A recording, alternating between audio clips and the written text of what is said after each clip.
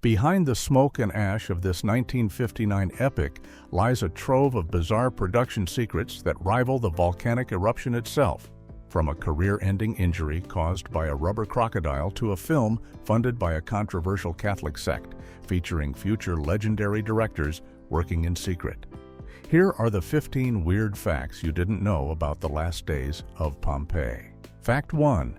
Sergio Leone's secret directorial debut. When filming began on the Last Days of Pompeii in 1959, something unexpected happened that would quietly change cinema history.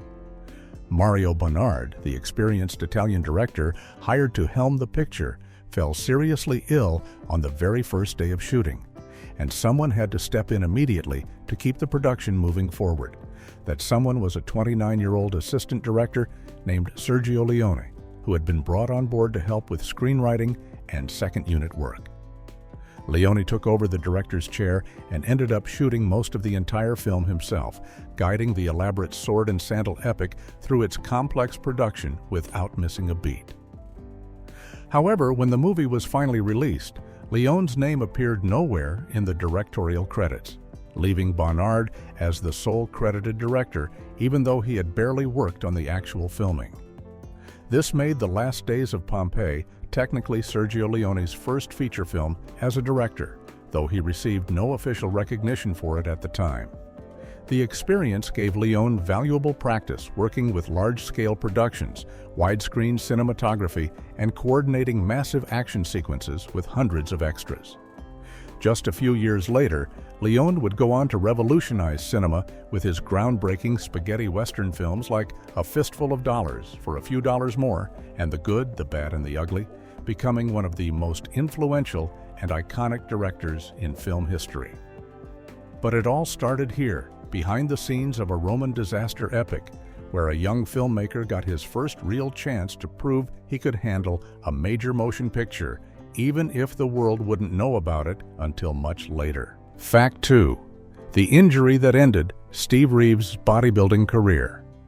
Steve Reeves came to the Last Days of Pompeii at the absolute peak of his physical condition, fresh off his massive success playing Hercules in two incredibly popular films that had made him an international superstar and the highest-paid actor in Europe. But during the production of this Roman epic, something happened that would permanently alter the course of his entire career and life. Early in the filming, Reeves was performing a scene where his character saves a woman from losing control of her chariot, and during the stunt, the chariot he was driving slammed directly into a tree, causing him to dislocate his shoulder in a painful and serious injury. The production continued despite this setback, and later during filming, Reeves had to shoot an underwater sequence where his character fights off a crocodile in a flooded chamber beneath a temple. The crocodile was made of rubber, but wrestling with it in the water put tremendous strain on his already damaged shoulder, re-injuring it and making the original injury significantly worse. The shoulder never fully healed properly after that, and the damage presented Reeves with severe balance problems that affected his ability to perform the intense physical activities that had made him famous in the first place. This meant he could no longer do the rigorous bodybuilding routines he had dedicated most of his life to perfecting, and he had to use stunt doubles for horseback riding scenes for the rest of the production. The injury continued to be aggravated by stunt work in each film he made afterward, and within just a few years, it forced him into early retirement from the movie business, ending a career that had seemed destined for much greater heights. Fact 3. Steve Reeves was cast just 2 weeks before filming. The production of The Last Days of Pompeii was already well into its pre-production phase, with scripts written, sets built, and shooting schedules planned when the filmmakers made a dramatic last-minute decision that changed everything about the movie. Just 2 weeks before cameras were set to roll, Steve Reeves was cast in the main role of Glaucus, the Roman centurion at the center of the story. And this casting choice came with major consequences for the entire production. Reeves had just finished playing Hercules in two enormously successful films that had made him a massive international star, known specifically for his incredible muscular physique and impressive feats of strength on screen. The producers realized they had a golden opportunity to capitalize on his popularity and physical abilities, so they immediately ordered the screenplay to be modified to take full advantage of what Reeves could bring to the role. The writers scrambled to add several spectacular new action sequences that would showcase his muscular build and strength in ways that would satisfy audiences who came to see him perform amazing physical feats. These rushed additions included an underwater fight scene where Reeves battles a crocodile in a flooded chamber, a dramatic sequence where his character lifts a massive temple column to save people trapped beneath it, and an arena confrontation where he faces down dangerous lions while defending innocent Christians from execution. All of these scenes were specifically designed and written into the script in those final 2 weeks before filming started, transforming what might have been a more traditional historical drama into a muscle-bound action spectacle built around showcasing Steve Reeves doing what he did best on screen. Fact 4. A stacked crew of future cinema legends. If you look closely at the credits for The Last Days of Pompeii, you'll notice something truly remarkable about the people working behind the scenes on this 1959 production. The crew list reads like an incredible gathering of talent that would go on to define European cinema for decades to come, even though most of them were still relatively unknown at the time and working in supporting roles before their directing careers had even begun. Sergio Leone, who ended up directing most of the film, also collaborated on writing the screenplay alongside Sergio Corbucci, who would later become famous for directing Django and other influential violent westerns that pushed the boundaries of the genre. Another writer on the project was Duccio Tessari, who would go on to create the popular Ringo Western films and become instrumental in establishing the spaghetti Western movement that swept through Italian cinema in the 1960s. Lucio Fulci, who decades later would become known as a master of Italian horror films, served as the associate producer on this production, learning the ropes of large-scale filmmaking in a completely different genre.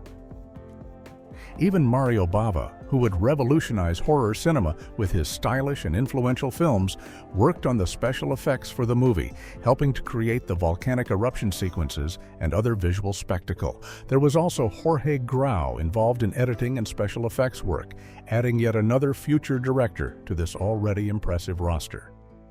This concentration of future filmmaking legends, all working together on a single sword and sandal epic, makes The Last Days of Pompeii a fascinating time capsule that captured these masters before they went on to create the groundbreaking films that would make them famous. Fact 5.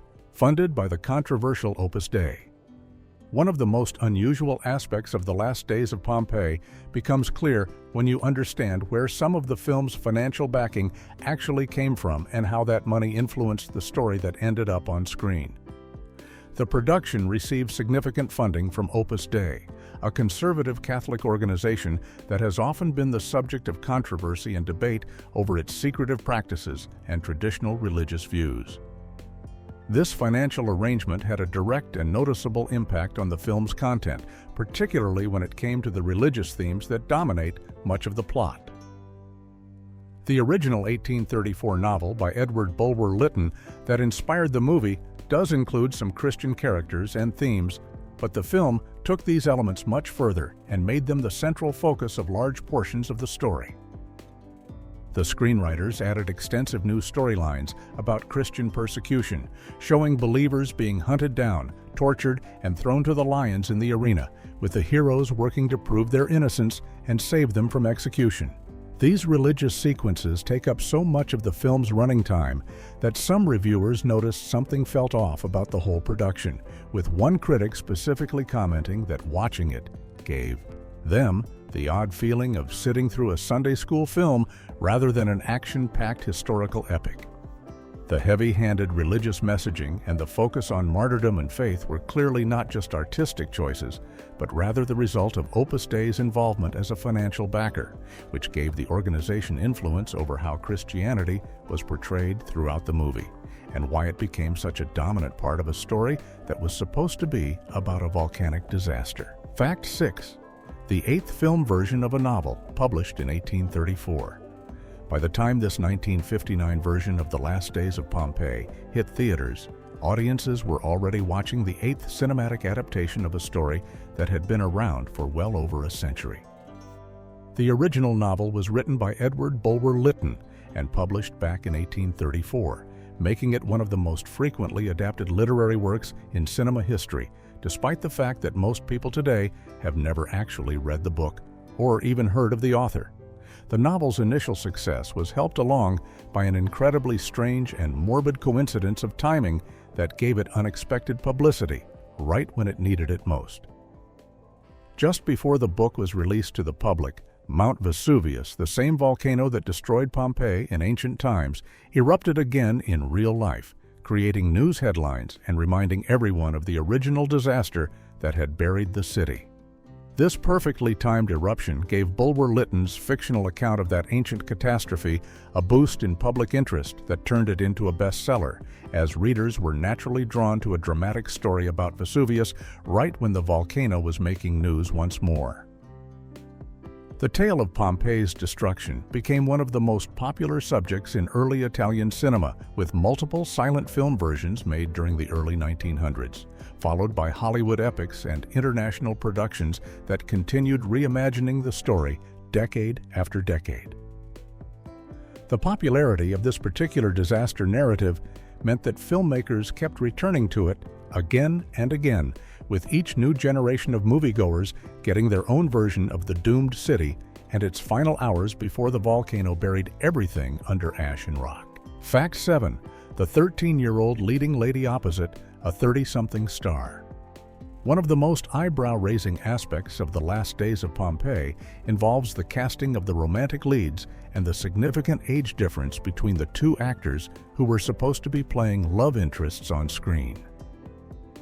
Christine Kaufman, who portrayed Ione, the daughter of the consul who falls in love with the hero, was only 13 years old when she filmed her scenes for this movie, while her co-star Steve Reeves, playing the muscular centurion Glaucus, was well past 30 years old at the time of production.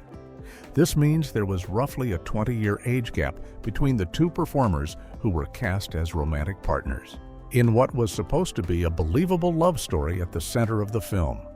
What makes this situation even more interesting is how people involved with the production reacted to this considerable age difference, or more accurately, how they didn't react to it at all. Years later, when Christine Kaufman wrote her memoirs reflecting on her early career in films, she mentioned this particular casting situation and revealed that she personally found the age gap rather funny when she was a young teenager working on the movie. According to her account, nobody involved with the 1959 production seemed particularly concerned or troubled by pairing a 13-year-old actress with a 30-something leading man in romantic scenes, which reflects very different attitudes and standards that existed in the film industry during the 1950s compared to what would be considered acceptable today. The casual acceptance of this age difference during that era shows how much Hollywood's approach to casting and on-screen relationships has changed over the decades. Fact 8. A character with 4 different names in the dubbed version. The Last Days of Pompeii was originally filmed in Italian and then dubbed into English for international release, and this dubbing process resulted in one of the most confusing and bizarre errors that made it into the final version shown in English-speaking countries. The character of Nydia, a blind slave girl who plays an important supporting role throughout the film and appears in multiple scenes, somehow ended up being called by 4 completely different names at various points during the movie. At different moments in the English dubbed version, other characters refer to her as Nydia, then Nivea, then Livia, and finally Lydia, creating a situation where audiences watching the film had no consistent way to know what this character was actually supposed to be called. This wasn't a situation where the character had a nickname or where different people called her different things for story reasons, but rather a genuine mistake that happened during the dubbing process when the voice actors were recording their English dialogue to match the Italian film. The fact that 4 different variations of her name made it through post-production and into the theatrical release suggests there were serious quality control problems happening behind the scenes, with apparently nobody checking to make sure the character's name stayed consistent from one scene to the next. Film critics and viewers who noticed this error were understandably baffled by how such an obvious mistake could slip through, with some reviewers specifically pointing out that they had no idea what the dubbing team was thinking when they let this happen, as it created unnecessary confusion for anyone trying to follow the story and keep track of who was who among the various characters. Fact 9. Producer Paolo Moffa's Pompeii obsession. Executive producer Paolo Moffa showed an unusual level of dedication to the story of Pompeii's destruction that went far beyond what most filmmakers would consider normal, revealing what can only be described as a personal obsession with bringing this particular ancient disaster to the screen. Just 9 years before this 1959 production, Moffa had already co-directed his own version of The Last Days of Pompeii back in 1950, working alongside French director Marcel L'Herbier to create a black-and-white film adaptation of the same story. That earlier version had been a French-Italian co-production that told the tale of the doomed Roman city using the filmmaking technology and techniques available at that time. But Moffa apparently wasn't satisfied with having made just one version of this story. When new filmmaking technologies became available later in the decade, including the vibrant Eastman color process that could capture brilliant hues and the impressive super total scope widescreen format that made everything look more epic and grand on theater screens, Moffa saw an opportunity to revisit the same material and decided he needed to produce yet another adaptation. He felt strongly that these technological advances would allow him to present the volcanic destruction and the drama of ancient Pompeii in ways that simply weren't possible with the black and white cinematography and standard screen ratios of his earlier film. This commitment to remaking the same story within such a short period of time demonstrates an almost singular focus on this particular historical disaster that sets Moffa apart from other producers of the era, who typically moved on to completely different projects, rather than returning to tell the same tale again with slightly better technology. Fact 10. The costumes were actually Greek, not Roman. Anyone watching The Last Days of Pompeii, with even a basic knowledge of ancient history, might notice something seems visually off about the clothing worn by the characters throughout the film, and historians who have studied the movie have confirmed that these suspicions are completely justified. Despite the fact that the entire story takes place in the Roman city of Pompeii during the year 79 AD, when Mount Vesuvius erupted and buried the city under volcanic ash. The costumes worn by the actors are actually much more Greek in style than Roman. The fabric patterns, the cuts of the garments, the way the clothing drapes and fastens, and the overall aesthetic of what people are wearing on screen all reflect ancient Greek fashion rather than what Romans would have actually worn during that specific time period in history. This creates a significant visual anachronism that runs throughout the entire film, meaning that anyone familiar with the differences between Greek and Roman clothing styles would immediately recognize that something doesn't match up with the historical setting. The costume designers either didn't research the proper Roman styles of that era carefully enough, or they made a conscious choice to use Greek-inspired designs because they thought they looked more dramatic or visually appealing on camera, regardless of historical accuracy. Film reviewers who understood ancient history pointed out this discrepancy, noting that while the costumes themselves were quite beautiful and well made from a purely aesthetic standpoint, they simply weren't appropriate for the time and place where the story was supposed to be happening.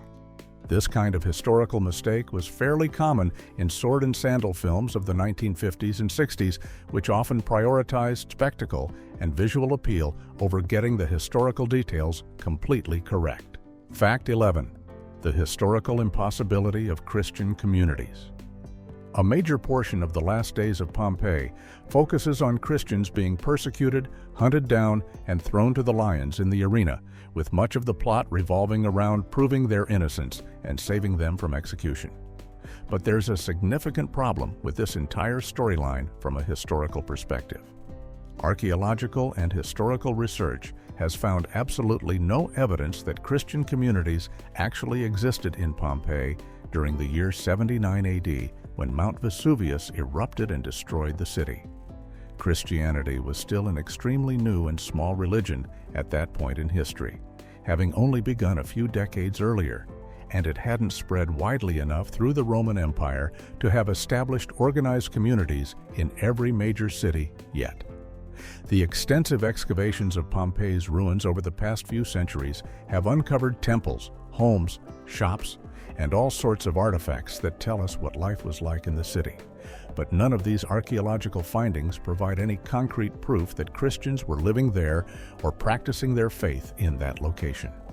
The Christian persecution subplot that dominates so much of the film's running time is therefore historically inaccurate, even though this fictional element did appear in the original 1834 novel by Edward Bulwer Lytton, who included it for dramatic purposes rather than historical accuracy.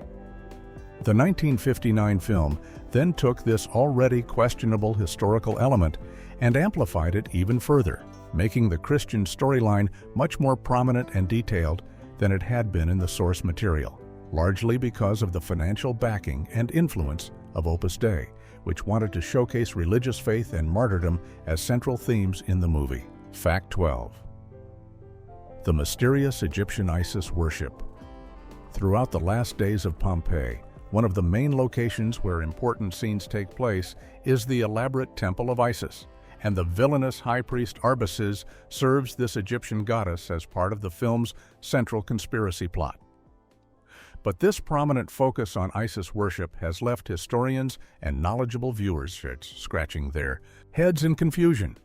The ancient Romans typically worshipped their traditional pantheon of gods and goddesses, including figures like Mercury, the messenger god, Minerva, the goddess of wisdom, and Neptune, the god of the sea, which were the deities that would have been most commonly honored in a Roman city like Pompeii during that time period. The choice to make an Egyptian goddess the centerpiece of religious activity in the film seems odd and potentially historically questionable, leading some viewers to wonder whether people in Pompeii actually did worship Isis or if the filmmakers simply made this up for dramatic purposes. The historical reality is actually somewhat complicated because while Isis worship did spread throughout parts of the Roman Empire as Romans became fascinated with Egyptian culture and adopted some foreign religious practices, the extent to which this happened specifically in Pompeii and whether it would have been as prominent as shown in the movie remains debatable among scholars.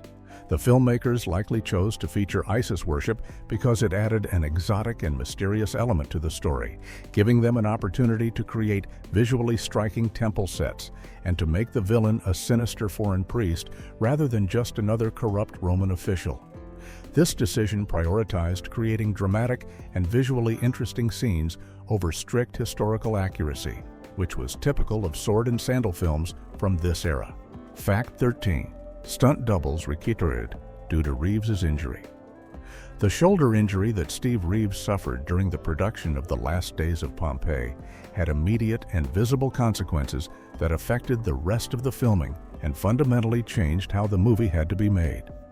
After dislocating his shoulder in the chariot accident and then making it worse during the underwater crocodile fight, Reeves developed severe balance problems that made certain types of physical activities extremely difficult and potentially dangerous for him to perform on camera. This created a major problem for the production team because many scenes in the film required the hero to ride horses through the streets of Pompeii and across the countryside, which are activities that demand good balance and coordination to do safely. The filmmakers were forced to bring in stunt doubles to perform all of the horseback riding sequences for the remainder of the shoot, with other performers standing in for Reeves whenever his character needed to be shown on a horse. This was a particularly significant and somewhat ironic situation because Steve Reeves had built his entire reputation and career on being the kind of action star who performed his own stunts and physical feats without needing doubles or stand-ins. His two Hercules films had showcased him doing incredible physical activities himself, which was a major part of his appeal to audiences who came to see him display his strength and athleticism on screen. Having to rely on stunt doubles for horseback riding scenes in The Last Days of Pompeii marked a visible and unfortunate decline in his physical abilities, representing the beginning of the end for a career that had been built entirely on his capacity to do things other actors couldn't do with their own bodies. Fact 14. The volcano erupts in only the final 10 minutes. Given that the movie is called The Last Days of Pompeii, and the entire premise revolves around the famous volcanic eruption that destroyed the ancient city, audiences might reasonably expect that Mount Vesuvius and its catastrophic explosion would play a major role throughout the film. However, the actual volcanic eruption that buries Pompeii under ash and rock only happens during the final 10 minutes of this 103-minute movie, meaning that viewers had to sit through over 90 minutes of other story content before finally seeing the disaster that the title promised them. The bulk of the film's running time is instead devoted to political intrigue, murder mysteries, romantic subplots, and extensive sequences about Christians being persecuted and thrown into the arena, with the volcano remaining ominously quiet in the background while all of this other drama plays out. This structural choice frustrated many film critics and reviewers who felt that the movie buried its most exciting and visually spectacular element at the very end, forcing audiences to wait far too long for the volcanic destruction they came to see. One reviewer specifically complained that spending an hour and a half watching religious persecution drama made them wish the mountain would just explode already and get on with what everyone actually wanted to watch. When the eruption finally does happen in those last 10 minutes, the special effects showing falling ash, collapsing buildings, and people fleeing through burning streets are actually quite impressive and well executed for the time period, which only made critics more puzzled about why the filmmakers chose to save all of this spectacular destruction for such a brief portion of the movie instead of making it a more prominent feature throughout. Fact 15. A 4-country international co-production.